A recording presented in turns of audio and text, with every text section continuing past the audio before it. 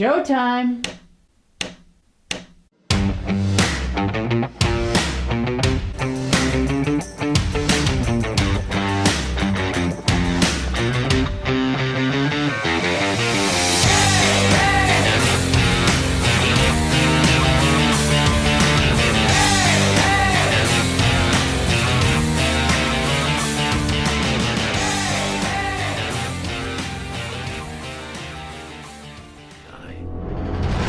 You are a good preacher and a good man. God will turn this around. You will see. I know I'm not supposed to come here. I'm in trouble. What's your name? Tabitha. This is new for both of us. You being a daughter, me a dad. It's weird, right? I'll never hurt you. I've heard that before, you know. Hey, what is this? I missed you. Broke my heart when you left. Don't touch me. We must finish what we started. No. Tabitha, you won't get away with this. What, preacher? What are you gonna do? Mr. Beckman, welcome back. Where is she? This guy is serious. He's a real psychopath. I looked into it. Pay close attention. My name is Aaron Beckman, the preacher. You ask around about me, and when you find out who I am, you're gonna let her go unharmed. It's your only chance to survive what's coming. Welcome, everyone, to the Rosie and Bill Show. Our guest this week moved from a small town in Kansas to LA at the ripe old age of 19. And since then, he's appeared in, produced, or directed dozens of feature films. He's a co-founder of PureFlix. He's written a powerful and inspirational book. And along the way, he's amassed more than 500,000 followers on social media. Please welcome to the Rosie and Bill Show actor, producer, director, author, and so much more, David A.R. White. David, welcome to the show. Well, thanks for having me. I appreciate that. I don't know where we go from there. That's quite an intro. It was a lot. You've done a lot. You moved from just outside Dodge City, Kansas to the City of Angels at a young age. What inspired you to do that? And what was the transition like? Well, you know what? I'm a firm believer that people have dreams in their hearts from an early age. And for me, it was the entertainment industry. It was telling stories. It made no sense, though, because I grew up in a Mennonite community. My father was a Mennonite pastor. And if you don't know anything about the Mennonites, the joke that I always say is just the Mennonites make the Mormons look like a pack of Hell's Angels. So if you think about it, like the Mennonites are super conservative. I saw one movie in the theater the first 18 years of my life. And so it's not like I had an entertainment background or anybody, you know, in miles and miles telling me I should do this. But again, I think I just had that dream early on, and I love telling stories, and I had this fascination with Hollywood. And so, yeah, when I was 19, I moved here. God bless you. You have to follow your heart. That's for sure. I agree. Yeah, and we're going to fast forward just a little bit now. We'll go to 2014, David, when the first God's Not Dead movie came out. So your acceptance of this challenge may be the only meaningful exposure to God and Jesus they'll ever have. See, to me, he's not dead. I don't want anyone to get talked out of believing in him just because the professor thinks they should. Mr. Wheaton, are you ready? We're going to put God on trial. Do you think you're smarter than me, Wheaton? Do not try to humiliate me in front of my students. In that classroom, there is a God. I'm him. This experiment is over. You get to decide who the most important person in your life is. Me, Professor Radisson. But I have to do this thing. Like it's something that God wants me to do. I can't just turn away from it. You just want to ensnare them in your primitive superstition. What I want is for them to make their own choice. That's what God wants. You have no idea how much I'm going to enjoy failing you. Yeah, but who are you really looking to fail? Me or God? God's not dead, he's surely alive. Did you have any idea when that movie came out that it would be as successful as it ultimately was? No, I get asked that question a lot, and I would love to say that I had a magic ball. But, you know, we had done PureFlix, our company started in 2005 with two guys in a garage. Actually, there were three of us, two other guys at the garage and me. There was three. We released probably over 100 straight to DVD movies up until between 2005 and 2012. We were a production and distribution company for Faith and Family. And so in 2012, we had this, somebody brought this idea of, basically it was just a title. And we went and we made God's Not Dead for 1.2 million, which was a big movie for us, as independent filmmakers. That was a lot to raise. And then we always felt like this was our theatrical, though. This was should be our first step into the theaters. And so when it came out in 2014, it came out as the #1 live action movie of 2014. It went on to break all these records. It did 65 million in the box,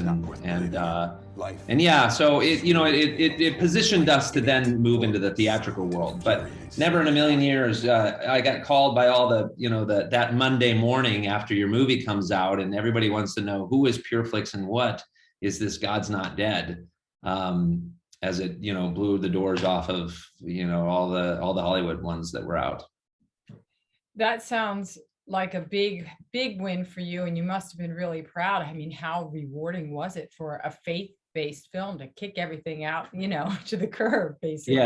Yeah. No, I mean, I think it was a wake up also to Hollywood that there was actually an audience out there for this type of entertainment, and the stats are something like, however many people in the United States, but like 150 million go to church once a month, or they did before COVID. Now it's probably, slashed in half. But that, Hollywood just, they just didn't really quite understand this idea of a faith film. And, God's Not Dead. I don't say this stat a lot, but I'm going to say it here to you guys because I think it's an impressive stat. It's the 6th most profitable movie in cinema history, based on its ROI, its return on investment, for being a 1.2 million and then went over and grossed over $100 million, worldwide. So it was so staggering that now we look at the studios and they all have these faith labels, and that's what's been exciting, is to watch, from an early age. It wasn't that I wanted to be in the Christian film industry or the faith film industry,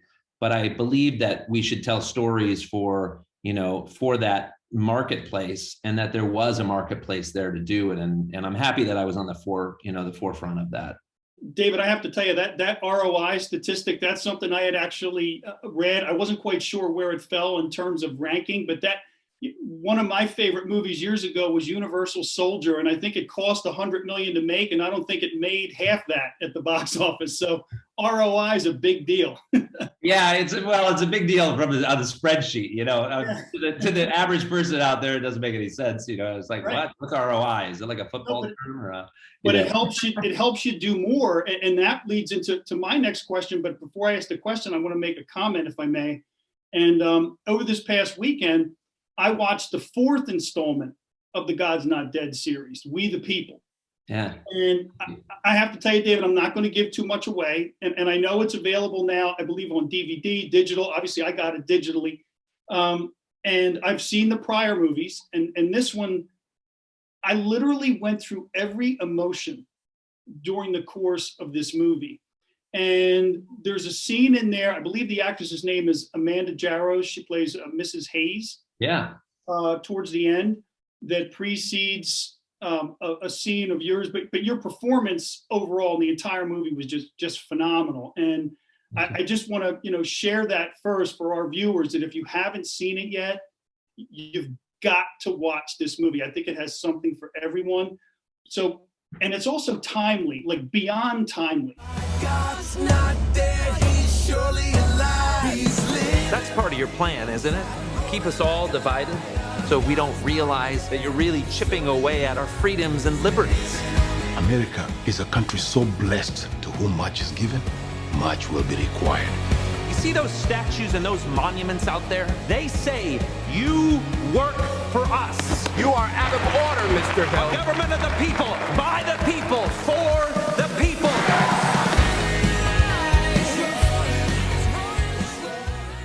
What was it, David, that inspired that timely storyline, and what's the reaction been, other than mine, to the movie thus far? Well, it's It is our fourth installment, and we never planned on making more installments. It's not like we set out to be the Fast and the Furious movies. Even we're a little bit short. I think we're like, we can do 5 more and still not surpass them. So, we felt like this script had been floating around for a while. It was about homeschooling parents, and I pick up my the role that I was playing, Reverend Dave, in the first 3. And it's been what I love about my character is that it's Jimmy Stewart. It's basically the everyday guy, and this movie is a lot like Mr. Smith Goes to Washington. If you remember that wonderful Frank Capra movie. Yeah. But he's just an everyday guy that finds himself in the middle of all these situations, and here he is once again, just even from a life imitating art in a lot of ways. I didn't want to reprise this role. It's not like I'm dying to go be another pastor. I mean, my dad was a pastor. I didn't want to be a pastor, and here I am playing pastors in movies.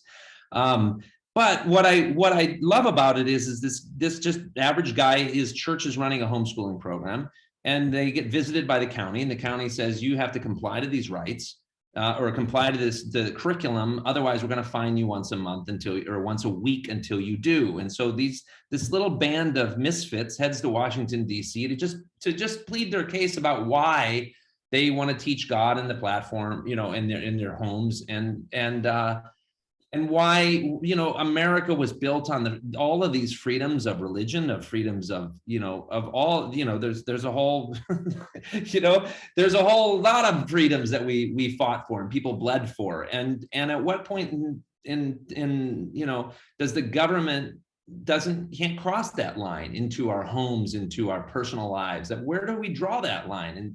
And that's what this movie's about, and that's something that we did not imagine that it would be so in the forefront of all these discussions that we see on the news every day. Our goal is to not cause dissension. Our goal is to just bring to light conversations that need to be happening in our country and the reasons why our country was established in the first place, and the founding fathers and what their vision was behind that. And so that's why I do love these movies. And I think it also resonates. We opened in 3 days, just now actually getting back to your conversation. I know I've been on a long tangent, or your question. But the interesting thing was that it opened we only went in the theaters for 3 days because the Hollywood had all this backlog of their big budget theatricals. It opened on a Monday, Tuesday, Wednesday in October, in late October or middle October, I think. And to almost sold out audiences every single show, to 600 screens across the country, to standing ovations. And it was just an interesting thing to see something that I guess, again, like the original God's Not Dead, struck that chord in people to where they're standing up and cheering, and so I do encourage people, if you it's everywhere right now. You can go to the Walmarts, Targets, Red Boxes. You can go online on Apple, Amazon, any place to get it. And I just would encourage you to do that if you're watching this show, because I think you will be blessed and also encouraged and inspired. And you can watch it with the whole family too, which is really cool. I'll vouch for that with everything you just said. Absolutely. I know I was. Thank you. David, in addition to all of that and that you've been doing, now you're a first-time author. You've written your first book, Between Heaven and Hollywood. Yeah, thank you. What was that like? Congratulations. Well, I got nothing in here, but I actually do have the book here because I got a box of stuff that we haven't done this office to put it in, but I'll show you. There it is. I didn't know we were plugging my book. But anyway, what was the question? Was there a question? No, the question was, what was that process like and what inspired the book? Thank you. Yeah, it's tough. Writing a book is, I didn't set out to write a book. I came to Hollywood to tell stories and to be an actor, and in the process, I think you're always amazed if you just move forward in different steps that however you want to say it, the universe puts in front of you. To me, God puts in front of you. When you do that, you'll be amazed to see what comes out of it. And so I wrote a book with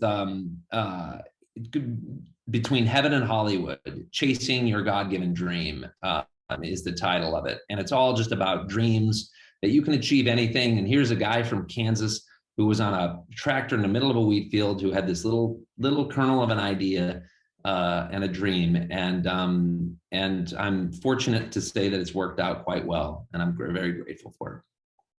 Wow. Well, and you know, we really appreciate that. And David, that's another thing I mentioned, your large social media following. And I really appreciate the inspirational and the motivational quotes and images and things that you post. And it sounds like that's really also the theme of the book. And that's what prompted us to do what we do. We were inspired to be a source of positivity on social media.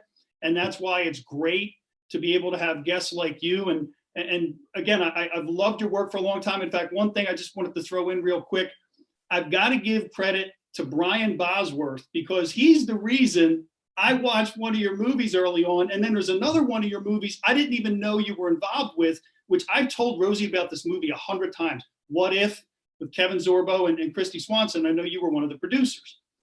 But yeah.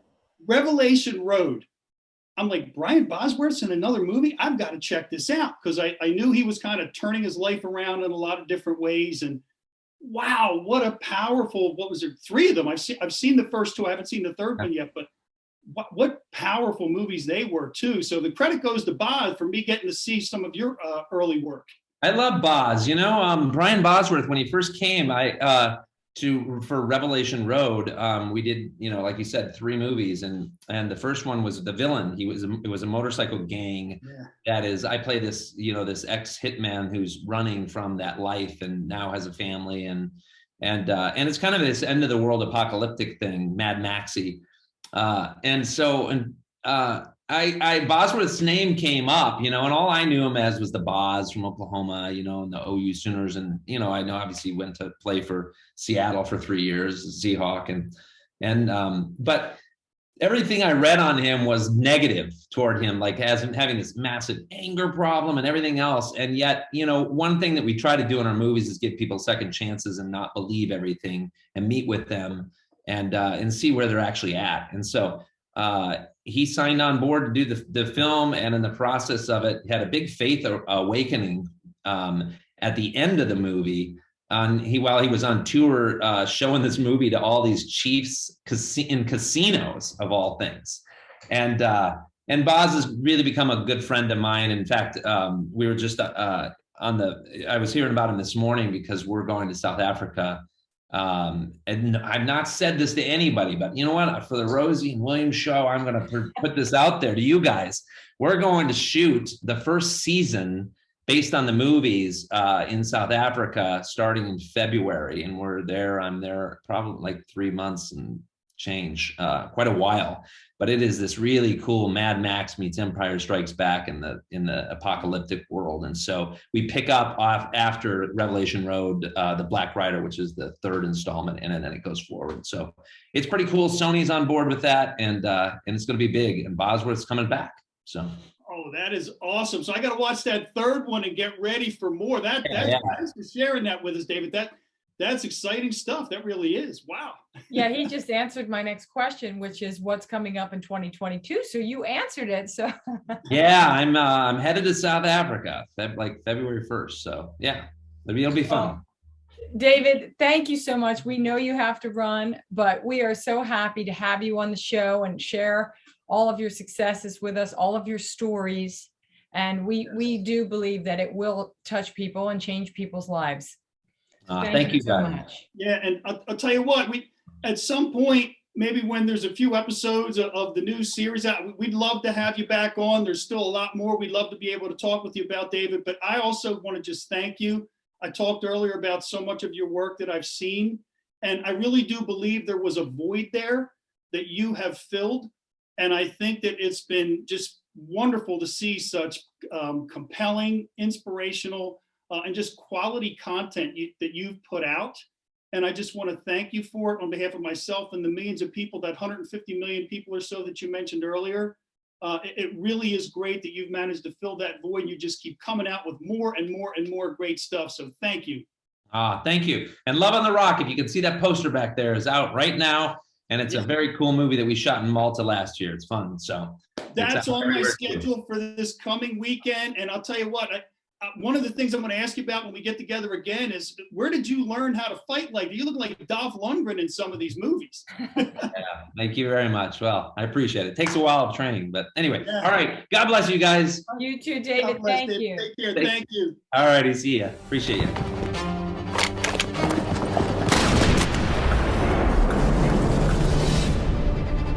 Initiate clearance protocol Medusa 1. Send him our young one, the one I like. You know who I am. You know what I could do to you. Is he dead? Hey, you Colton Riggs? This your boat? No need to yell. It's Malta. No one yells in Malta. Welcome to Love on the Rock, for the love lost and the love lorn. Today would have been our 15-year anniversary. How is everything? How's the boat? How's the business? How are you? Living the dream. Living the dream. And just remember, Colton, you're one of the chosen ones. Hey, you need help? Julie Quinn. Cold Rick. So how do you like the island? It's unbelievable. I just wish I had someone to share it with. Came to Malta to get away from it all. So when do we start? Start what? Getting away from it all. What happened to the laboratory technician? The vial was placed on a lab tech named Luigi Santini. So where's the panacea now, the GN13? He did have contact with Colton Riggs. So Colton currently has possession of the vial. If we don't get it first, there's no telling what the other side will do with it. Drop it! I'm not a school teacher. Oh, really? They created a serum. It's a cure-all. Cancer, diabetes, all of them gone in an instant. I had a dress picked out for tonight. Can we talk about this a little later? Can't you bring in a former Chicago cop? You looking for this? I need a favor. I think it's time to get the gang back together. Meet me back at Love on the Rock. You gotta take your clothes off. Not like that. You have something I want. I'm not supposed to have a crush on my assignment. Everyone has their purpose. I think this one's on you. That serum is mine. You don't win this game. I'm the guy that wins. Ooh. This'll work. Where's the ammo? It's BYOB. Bring your own bullets. Round 2.